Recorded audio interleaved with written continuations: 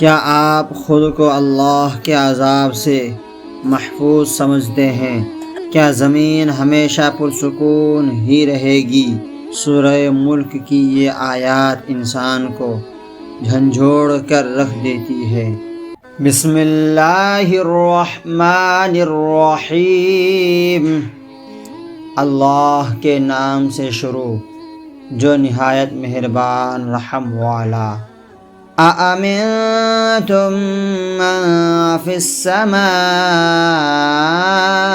أَنْ يَخْسِفَ بِكُمُ الْأَرْضَ، کیا تم اس سے نڈر ہو گئے جس کی سلطنت آسمان میں ہے کہ تمہیں زمین میں دھسا دے؟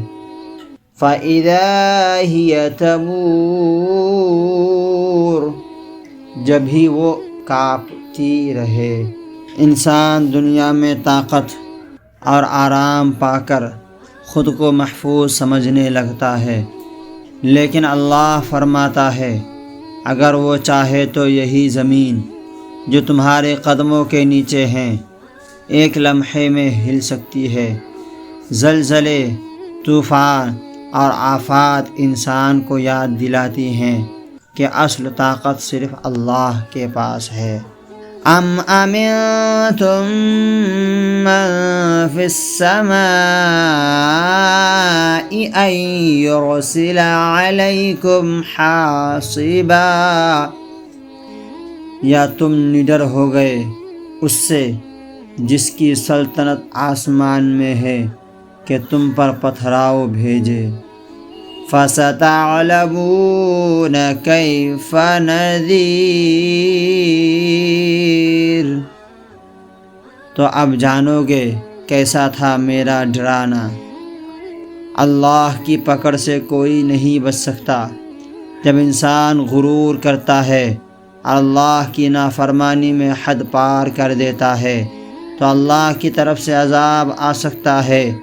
یہ آیات ہمیں ڈراتی بھی ہے اور توبہ کی دعوت بھی دیتی ہے۔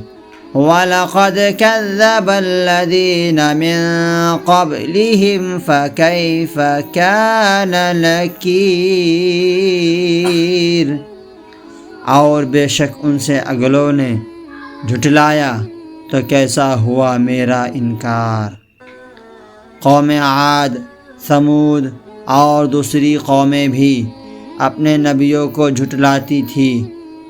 وہ سمجھتے تھے کہ انہیں کوئی نہیں پکڑ سکتا، لیکن آخرکار اللہ کا عذاب آیا۔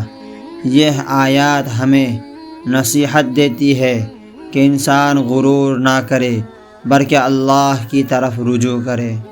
اگر اللہ چاہے تو ایک لمحے میں سب کچھ بدل سکتا ہے، اس لیے ابھی توبہ کریں، ابھی اللہ کی طرف لوٹ آئیں۔ سورہ ملک کی مزید آیات کے لیے چینل کو فالو ضرور کریں۔